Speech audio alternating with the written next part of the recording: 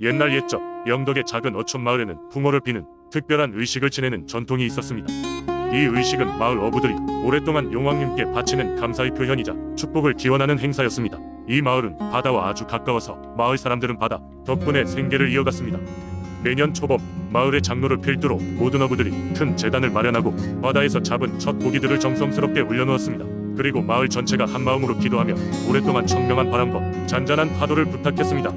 이런 간단해 보이지만 성실한 마음을 담은 의식 덕분인지 마을은 늘 풍어에 시달리지 않았습니다. 마을 한편에 할머니 두 분이 계셨는데 이분들은 할아버지들이 돌아오지 않는 날엔 매일 바닷가에 나가 멀리까지 바라보며 기도를 올리셨습니다. 그들의 말에 따르면 언젠가 큰 고비가 찾아올 것인데 그때 용왕의 도움이 필요할 것이란 예감이 있었기 때문이었습니다.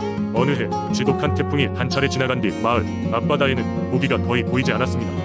바다는 고요했지만 생명력을 찾아보기 힘들었고 어부들은 돌아올 때마다 텅 빈 그물만을 들고 왔습니다. 마을 사람들은 깊은 상심에 빠졌고 드디어 그 해여름 특별한 의식을 마련하기로 했습니다. 이때 할머니 한 분이 꿈을 꾸셨는데 그 내용은 용왕이 직접 나타나 마을 앞바다 깊숙한 곳에 특별한 보물을 숨겨두었으니 그것을 찾아 무사히 돌려놓으면 다시 풍어의 은총을 내리겠다는 것이었습니다. 이 꿈에 따라 마을 어른들은 모두 힘을 합쳐 보물을 찾기 시작하였습니다.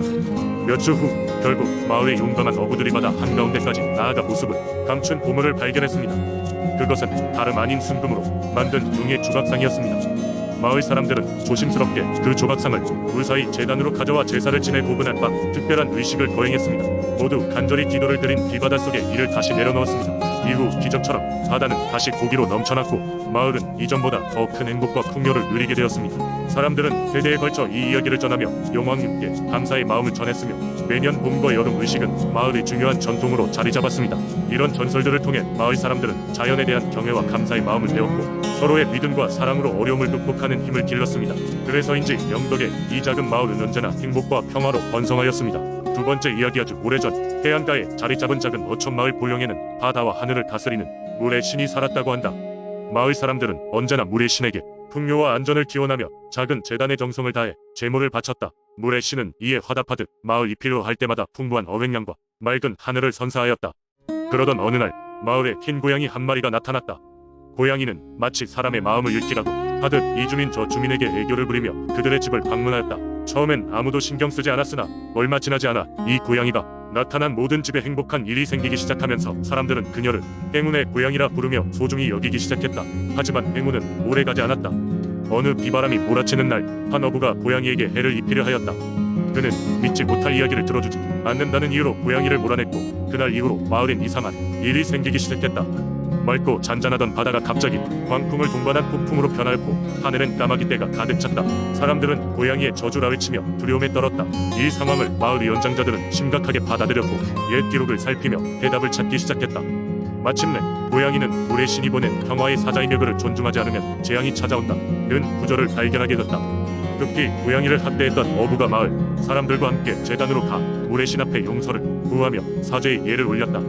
그 순간 하늘이 개고 바다는 다시 잔잔해졌다. 그리고 어딘가에서 낮게 울리던 고양이의 울음소리가 은은하게 퍼져나왔다. 그 이후로 마을 사람들은 다시는 고양이에게 해를 가하지 않았고 그녀는 마을의 평화와 번영을 상징하는 존재가 되었다고 전해진다. 사람들은 고양이를 찾아와 음식을 내놓으며 그녀의 모습을 볼 때마다 큰 복이 찾아올 것이라 믿었다. 매해 보령에서는 이 전설을 기리기 위한 축제가 열렸다. 마을 주민들은 이 축제를 통해 물의 신과 고양이에게 감사를 전하고 서로의 평화와 번영을 기원하였다. 이로써 신비로운 이야기는 대대로 전해졌고 오늘날에도 많은 이들이 고양이의 전설을 믿고 그녀의 발자취를 찾고 있다. 세 번째 이야기. 신안군은 한국 전라남도의 서해안에 위치한 아름다운 섬들로 이루어진 지역입니다. 이곳에는 수많은 섬들과 그만큼이나 다양한 민속 신앙이 존재합니다. 그 중에서도 가장 유명한 이야기는 바다 여신 해룡할매에 관한 것입니다. 옛날 옛적 신안군의 섬들은 풍요로움과 연결된 저주를 동시에 가지고 있었습니다. 섬 주민들은 풍부한 어장을 가지고 있었으나 바다는 종종 사람들의 목숨을 앗아갔습니다. 어느 날 바다 깊은 곳에서 해룡이 출몰하여 마을 어부들의 배를 띄었고 그들이 생명을 위협하기 시작했습니다. 사람들은 공포에 질렸고 점점 바다로 나가기를 두려워했습니다. 어느 날 밤 마을에 한 할머니가 꿈을 꾸었습니다. 꿈에서 해룡은 그녀에게 나타나 이렇게 말했습니다. 나는 해룡 할매다. 너희에게 복을 주고 싶지만 너희의 탐욕과 환경 파괴가 나의 마음을 아프게 한다. 내가 진정 원하는 것은 바다의 평화다. 매년 봄 나를 위해 제사를 지내고 바다의 생명을 기려준다면 나는 너희를 지켜주고 풍성한 어획량을 보장하겠다. 할머니는 꿈에서 깨어나 마을 사람들에게 이 꿈을 이야기했습니다. 마을 주민들은 처음에는 믿지 않았지만 연이어 일어나는 해난 사고와 꿈을 꾸었던 할머니의 절박함을 보고 그녀의 말을 따르기로 결정했습니다. 마을 사람들은 해룡 할매를 위한 제사를 매년 열기로 했습니다. 그들은 바다의 생물을 이용하여 제물을 마련하고 음식을 나눈 뒤 바다를 정화하는 의식을 치렀습니다. 이후로 놀랍게도 마을에는 평화가 찾아왔습니다. 어부들은 다시 바다로 나갈 수 있었고 풍족한 어획량에 기뻐했습니다. 바다는 그 어느 때보다도 조용하고 평화롭습니다. 마을 사람들은 해룡 할매가 정말로 그들을 지켜본다고 믿게 되었고 매년 봄이면 잊지 않고 성대한 제사를 열어 그들의 약속을 지켰습니다. 이 제사는 시간이 흘러면서 점점 더 커졌고 이제는 마을의 큰 축제로 자리 잡게 되었습니다. 이 축제 기간에는 마을 주민들뿐만 아니라 외부에서도 수많은 사람들이 찾아와 해룡 할매의 은혜를 기립니다. 해룡 할매의 이야기는 이제 신안의 문화와 역사를 대표하는 전설로 자리 잡았습니다. 해룡 할매의 이야기를 통해 사람들은 자연을 존중하고 인간과 자연이 조화롭게 공존할 수 있는 방법을 깨닫게 되었습니다. 이렇듯 신안군의 민속신앙은 자연과 인간의 깊은 관계를 설명하고 지금까지도 많은 이들에게 교훈을 주고 있습니다. 해룡 할매는 단순한 전설이 아닌 현재를 살아가는 사람들에게도 소중한 가르침을 주는 존재로 남아 있습니다. 네 번째 이야기, 옛날 강원도 영월의 깊은 산골에 덕수 할머니라 불리는 한 명의 여인이 살고 있었다. 덕수 할머니는 마을 사람들 사이에서 현명하고 신통한 인물로 알려져 있었다. 그녀는 특히 자연과 교감하며 사람들을 돕고 마을의 평화를 지키는 데 큰 기여를 했다. 덕수 할머니의 집은 울창한 숲에 둘러싸여 있었고 숲에는 많은 신령들과 정이 산다고 전해졌다. 영월의 산골짜기에는 용골기라는 작은 연못이 있었는데 이 연못은 신비로운 전설로 가득했다. 전해지는 이야기로는 매년 첫눈이 내리는 날 용골계에서 용이 승천한다고 했다. 마을 사람들은 이 전설을 두려워하면서도 한편으로는 경외의 시선으로 바라보았다. 그들은 특별한 날에 연못 근처에 가는 것을 금기시했으나 용에게 소원을 빌면 이루어진다는 이야기도 있었다. 어느 날 마을에 심한 가뭄이 들었다. 논과 밭이 모두 말라가자 마을 주민들은 덕수 할머니에게 도움을 요청했다. 덕수 할머니는 밤늦게까지 숲속을 거닐다가 용골계에 다다랐다. 그녀는 연못 가장자리에서 조용히 기도를 올리고 영월 땅의 모든 생명체를 위해 비를 내려달라고 간절히 빌었다.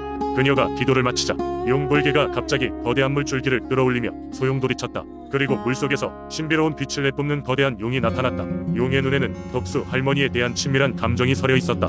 용은 덕수 할머니의 기도를 들어주려 마음먹고 하늘로 승천하여 폭우를 내리기 시작했다. 마을에는 비가 내리기 시작했고 논과 밭은 다시 생명을 되찾았다. 마을 사람들은 덕수 할머니의 기적 같은 능력에 다시 한번 경의를 표하며 그녀에게 감사했다. 그 이후로 덕수 할머니는 영월을 지키는 수호자로서 더욱 존경받게 되었고 용골계는 마을 사람들에게 여전히 신성한 장소로 여겨졌다. 덕수 할머니가 세상을 떠난 후에도 그녀에 대한 이야기는 대대로 전해져 내려왔고 용골계의 전설은 영월의 민속신앙으로 자리매김하게 되었다. 용골계와 덕수 할머니의 이야기는 지금까지도 영월 사람들의 마음속에서 살아 숨쉬며 매년 첫눈이 내리는 날이며 사람들은 그녀의 지혜와 용의 기적을 떠올리며 평화를 기원한다.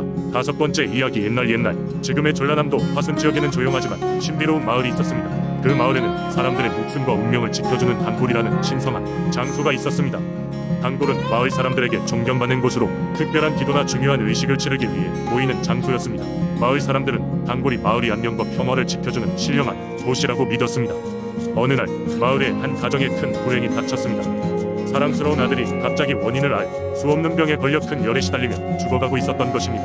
아이의 부모는 온 마을 의사와 약초를 사용하는 지혜로운 노인들의 도움을 받았지만 아무런 효과도 보지 못했습니다. 하루하루 병세는 악화되어갔고 아이의 부모는 절망에 빠져 있었습니다. 그러던 중 어느 날 밤 아이의 어머니는 꿈속에서 하얀 옷을 입은 할머니가 단골로 아이를 데리고 가라고 말하는 환영을 보았습니다. 그 할머니는 꿈에서 이렇게 말했습니다. 단골은 이 마을의 모든 생명을 지키고 있다. 아이를 단골로 데려가 그곳 신령께 기도를 드려라. 아침에 일어난 어머니는 꿈이 심상치 않다고 느꼈고 남편과 상의 끝에 아이를 데리고 단골로 향하기로 결정했습니다. 아이를 데려가면서 마을 사람들은 부모의 길을 따라 함께 가기 시작했습니다. 그들은 모두 한마음으로 아이의 건강을 기원하며 단골까지 길을 걸었습니다. 단골에 도착한 부모는 아이를 중앙에 눕히고 마을에서 가장 신앙심 깊은 사람이 의식을 시작했습니다. 불이 밝혀지고 향이 피어오르는 가운데 사람들은 가진 모든 정성을 다해 기도했습니다. 기도가 끝나갈 무렵 갑자기 아무런 바람도 불지 않았지만 단골 주위의 나무들이 흔들리기 시작했습니다. 하늘에서는 부드러운 빛이 내려왔고 마치 신령이 그곳에 응답한 것처럼 느껴졌습니다. 그 순간 아이의 몸에 다시 온기가 돌기 시작했고 얼굴에는 조금씩 생기가 돌아오기 시작했습니다. 사람들은 놀라움과 기쁨의 눈물을 흘리며 아이의 변화를 지켜보았습니다. 얼마 지나지 않아 아이는 눈을 뜨고 미소를 지었습니다. 단골의 기적이라고 밖에 설명할 수 없는 일이었습니다. 마을 사람들은 모두 하나님께 감사하며 더욱더 이 신성한 공간을 존중하고 감사하는 마음을 간직하게 되었습니다. 그 후 아이는 완전히 건강을 되찾았고 마을은 더욱더 평화로워졌습니다. 단골의 이야기는 그 후로도 오랫동안 전해져 내려왔고 사람들은 해마다 그곳을 방문하여 가족의 건강과 안녕을 기원하는 전통을 이어갔습니다. 그렇게 단골은 화순의 민속신앙이 중심지로 많은 이들의 기억 속에 남게 되었습니다.